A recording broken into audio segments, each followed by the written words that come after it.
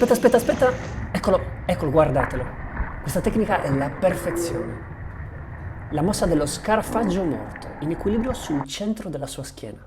Gomiti, ginocchia, polsi, tutti portati verso l'alto, in estrema sicurezza.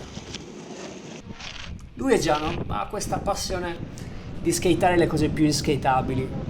Dice, ma sì, c'è più sfida, se no è troppo facile. Questa tavola è stata montata, per chi ha visto la live, ve la lascio in descrizione, in fretta e furia perché si era spaccata la sua tavola precedente. Ma sotto di lei, bisogna metterlo, ci sono dei signori track. Il Carver C7, meccanismo perfetto. Forse l'inventore del surfskate, non so se la disputano tra Sweltec, che si chiamava surfskate un tempo, e Smoothstar, però penso Carver ha inventato tutto, questo decidere all'improvviso che possiamo girare di più. 30 anni che non ci abbiamo pensato prima. Com'è che, avendo iniziato dal surf, non si sia mai pensato di poter raggiungere un giro di questo tipo, di poter riuscire a pompare su uno skate come si fa su un'onda da surf, quando l'ingrediente era semplicemente aggiungere più giro, niente di più. La mia teoria, così proprio sparata durante una conversazione, è che forse il fatto che le ruote avessero meno grip ai tempi in cui è iniziato lo skate rendeva quasi impossibile poter mantenere dell'aderenza su un giro così esagerato. Però ce l'abbiamo fatta, ci siamo arrivati, è iniziato tutto con meccanismi a molla che adesso si stanno spostando verso il bushing. Lo stesso Carver è passato al CX.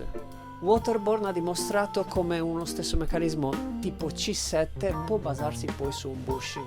E il Carver C7, la perfezione, perfettamente regolato, pratico, surfoso, ha questo piccolo difetto, la molla, questi ingranaggi metallici che poi vanno a sciogliersi col tempo, e chi non l'ha mai notato che più te lo skati, più te lo pompi, più te lo carvi e più ti si smolla sto cazzo di bullone. Non è un problema, tiri fuori la tua chiavetti e sei a posto. Ma poi ci sono i personaggi come Giano, che non vogliono usare l'hardware americano, che vanno dal ferramenta a prendersi i pezzi di cui hanno bisogno, e ancora, dopo tutte le tavole che ti sei fatto Giano, non c'è ancora una cazzo di chiavettina. E come te lo regoli questo bulloncino?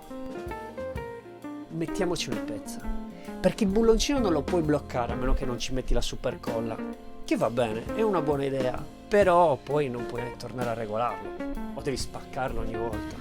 No, vogliamo una soluzione più semplice. E ci abbiamo pensato lì a cazzeggio, mentre studiavamo un altro progetto che chissà se vedrete mai, come poter svitare un bullone facilmente, come fai con il cavalletto di una camera, cose con cui ho a che fare costantemente. Una piccola fessura. Inserisci la moneta nella fessura e divertimento garantito, ragazzi. Inserisci la moneta che si gira.